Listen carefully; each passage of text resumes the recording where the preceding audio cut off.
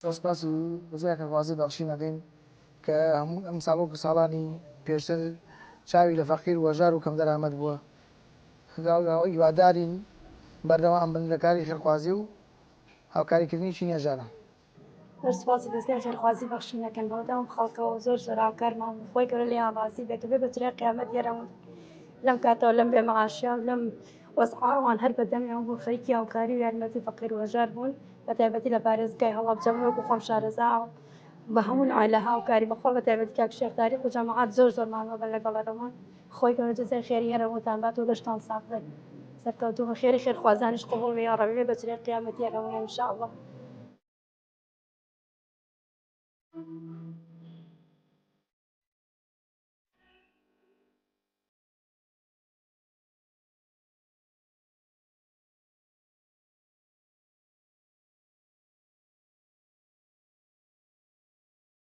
دەستان خۆش بێ زۆر ئەخۆم کە ئینشاءالله بەردەوام لەم کاتەوە دەستان خۆش بێ یاخوا وەجزای فترە بەس ئینشاءالله هەموو کار بەردەوام ئینشاءالله یاخوا محفوظ ئینشاءالله خوا ئەوەی تێن بەچێ ساڵ تێن بەچێ ئینشاءالله مومنیان زیاب ئینشاءالله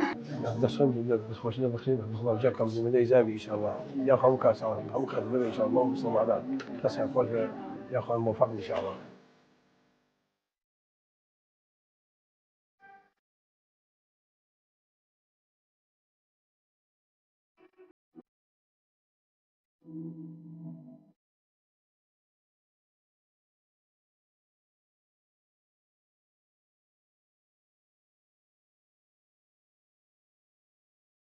بسم الله الرحمن الرحیم.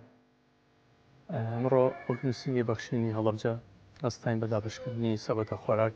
بەسەر فەقیران و هەژاران و کەم دەرامەت و بێباوکانی سنووری پارێزگای هەڵەبجە لە ڕێی دەستگای خێرخوازی بەخشین لە ڕێی خێرخوازانەوە لێرەوە دەستخۆشی و سپاسمان هەیە بۆ خێرخوازان کە هەمیشە هاوکارمان بن و هەمیشە سیقە و متمانیان بە ئێمە دەبەخشن و خێر و سەدەقەکانیان دەگەێنن بە دەستگای خێرخوازی بەخشین و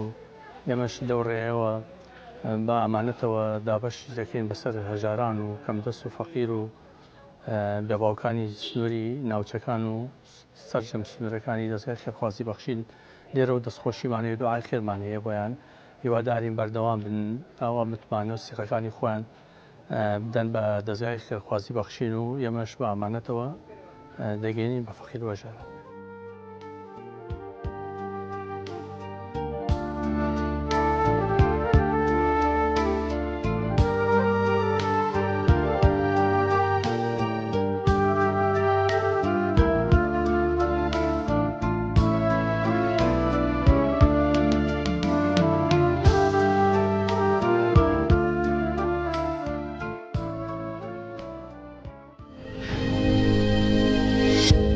دوعای خێر بۆ دەستگای بەخشینەکەین کە هەموو کاتێک ئاوا لە هاوکاریایە بۆ مناڵەهەتی و بۆ فەقیر و هەژارەکان کوناوکون ئەگەڕێن بەسەر ماڵە فەقیر و هەتیوەکانە. خی گەورە مهرەبان پایابەرزیان کە خی گەورە مهرەبان یارمەتیان دات وە یارمەتی فەقیر و هەژارە دەن.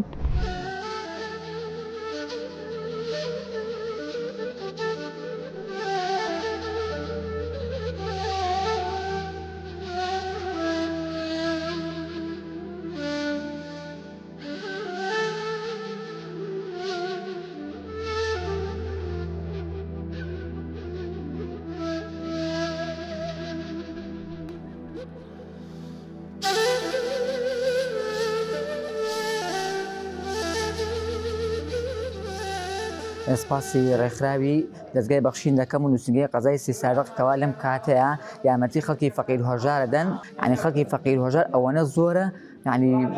لەوان نییە بەڕاستی زۆر پێویستیی چاکە هیوادارم نمونیان زیاد بوو ئەوانی تری چاو لەمانکەن و بە هەنای خەڵکی فەقیر و هەژار و کەم دەرامەتەکانەوە بێن. یاخوا نمونەیان هەر زۆر بێت خی گەورە مهرەبان پایابەرزیان کە خی گەورە مهرەبان یارمەتیان بات وە یارمەتی فەقیر و هەژارە دەن. خی گەوریان لێ ڕازی بێ دوعای خێریان بۆ ئۆکەین بۆ خێرخوازان کە یارمەتی فەقیر و هەژارە دەن و کە فەقیر و هەژاریان بیرەکەوێتە خی گەورە لە بیری خی گەورا بن. خی یارمەتی هەمووتان بە بەخاتی ناوە جوانەکانی یاخوا هەر ساحب پیاوەتی بن ساحب خێر و خێرات بن خی گەورە یارمەتیان بدە ئیشەڵڵا.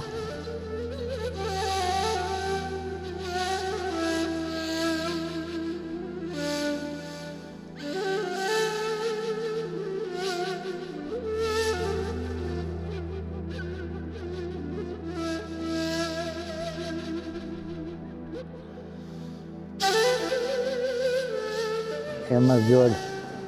دوعای خێر بۆ دەستگای بەخشینەکەین کە هەموو کاتێک ئاوا لە هاوکاریایە بۆ مناڵەهەتی و بۆ فەقیر و هەژارەکان کەوا هەموو جارەیە بە دەمیانەوە ئینشاءالله دوعای خێریان بۆ ئۆکەین هەست خوا سەرکەوتویان کە بە هیچ نەوعێک تەنەزول نەکەن لەبەر خاتریەوە کەوا ئاوا دەمانیە ڕەمەزانە لە هەموو کاتێکە ئاوا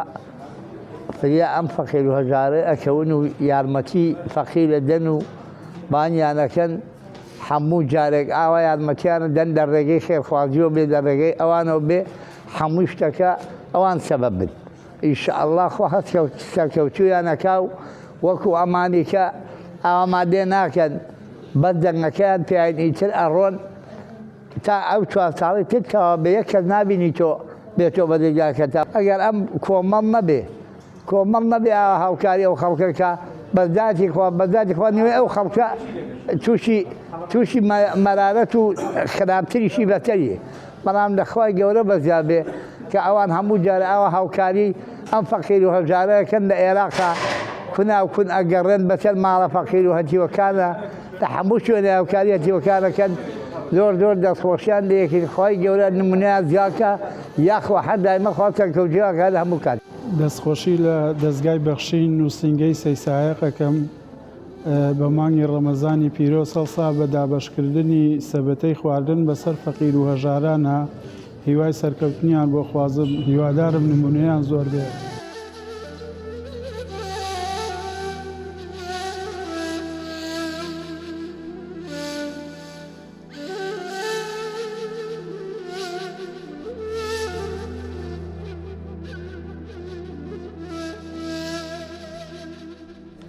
بەناوی خوای بەخشندەی میهرەبان دیارە ئێمە نووسینگەی سێ سادەقی دەستگای خێرخوازی بەخشین ئەمڕۆ هەساوین بە دابەشکردنی یاخود هەڵەسین بە دابەشکردنی 100 سەبەتی خۆراکی زیاتر لە 100 سەبەتەش بە خەڵکی هەژار و کەم دەرامەتی شاری سێ سادق و ئێمە بەردەوامی لە کار و چالاکیەکەمان پێشی ئەمەش یعنی کار و چالاکی کەمان هەبووە و ئینشاڵڵا دوای ئەمەش کار و چالاکیمان ئەبێ بەخشین بەردەوام لە خزمەتی خەڵکی هەژار و کەم دەرامەت بووە لە مانگی ڕەمەزان و لە غەیری مانگی ڕەمەزان بەردەوام کۆنتاکێکی ئەو تۆی هەیە لەگەڵ خەڵکی هەژار لەگەڵ خەڵکی نەخۆش و لەگەڵ خەڵکی خاوەن پێداویستی تایبەت بەخشین دەستگایەکە بۆتە چەتر و سایەک و بۆتە جێگەی ئومێدێک بۆ سەرجەم خەڵکانی کەم دەرامەت و هەژار و نەخۆش و خاوەن پێداویستی تایبەت و لێرەوە دڵنیانەکەینەوە ئێمە بە تەواوی توانامانەوە لە خزمەتیانە بین و هەر لێرەیشەوە داواکەم لە خێرخوازان دەستگای خێرخوازی هەڵبژێرن بۆەوەی بتوانن بە زۆرترین خەڵکی مستحق و هەژار بگەن دەستگای خێرخوازی بەخشین بە ئەمانەتەوە ئینشاءڵڵا خێر و سەدەقەکانیان ئەگەیەنتە شوێنی مەبەست و لێرەیشەوە جارێکی کە داوا لە خێرخوازان و خەڵکی بەخشندە دەکەین کە کەمتر خەمی نەکەن بارودۆخی خەڵکی فەقیر و هەژار ئەم ساڵ لە ساڵانی کە زیاترە بە حکمی ئەو بێکاریەی و بە حکمی ئەو بێموچەی و بێئیشەی کە لە وڵاتەکەمانە هەیە خەڵکێکی زۆر هەژارە خەڵکێکی زۆر دەستی کورتە بۆیە پێویستە ئەوانیش جوامێرانە ئاور لەو خەڵکە بنەوە و ئێمەش لە خزمەتیانە بین بۆی بتوانین پێکەوە خزمەت خەڵکی هەژار و کەم دەرامەت بکەین.